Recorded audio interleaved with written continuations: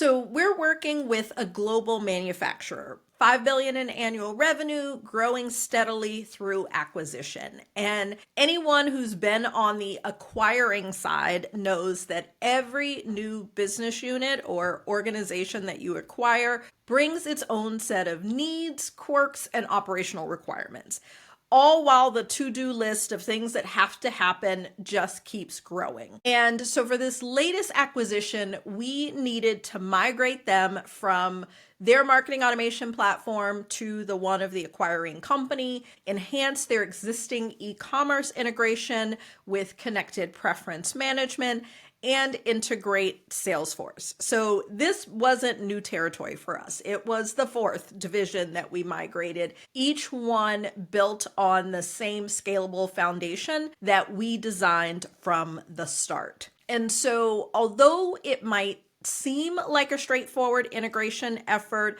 but what people often miss is that even when you've done this before, every business that you acquire is different. There's different sales motions, there's different data structures, different levels of operational maturity.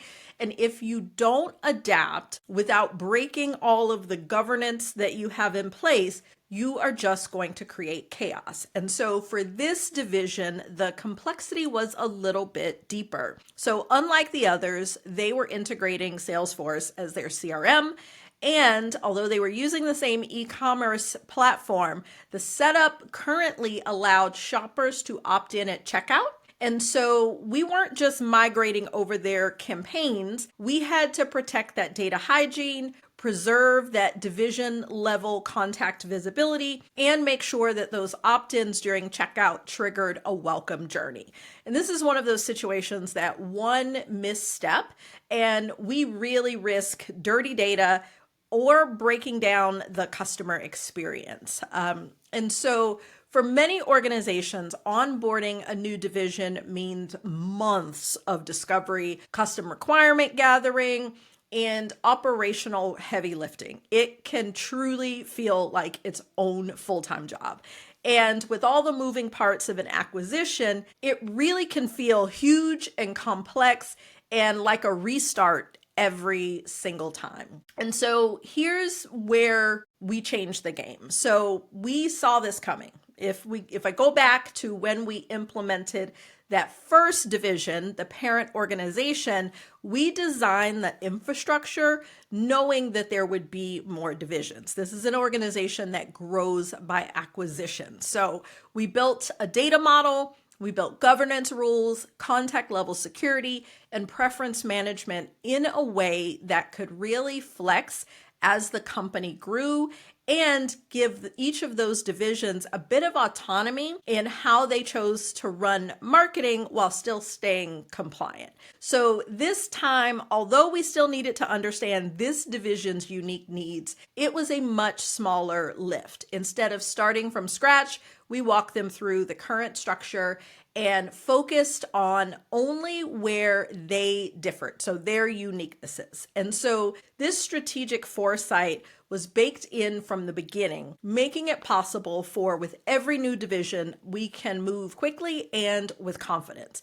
And so what really could have been a months-long planning effort became a streamlined onboarding process instead. And so although we are still in the early stages of migrating this fourth division, the path forward is really clear because of the work that we've already done. We've essentially onboarded number 2 and number 3 using the same process. So we're following the same governance and onboarding playbook that has been refined with each prior division to make it better. We've got contact level security in place, which will ensure that teams only see their own contacts, critical data, integrity, and trust.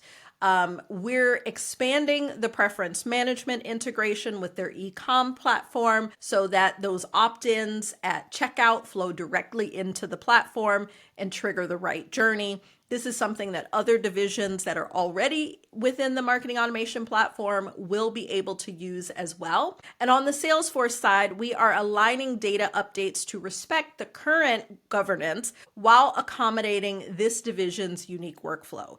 And so every decision that we have made throughout the years is grounded in that reusability, ensuring that more divisions come on board, the effort required keeps going down. And so, feedback from the client is that this kind of thing as a part of acquisition used to be a full-blown project. It was a thing. And now it really is just a checklist item. And that is a huge win. The team can trust that every new division that rolls in, that it'll come in cleanly, consistently, and without any disruption to the other divisions. And so while this division is still in the process, it's the fourth to enter this system that we have built, and it surely won't be the last. And so every build reinforces the infrastructure, making the next one smoother, faster, and that much more predictable. And so what we've proved with this client is that scalable marketing operations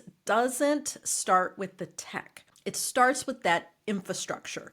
You build governance and repeatability into your foundation. Your systems will then flex as your business evolves, because the business is gonna evolve like it always does. And so when the next acquisition hits, you're not scrambling. You're ready. Marketing operations becomes that driver of growth and efficiency, and not just another function trying to keep up.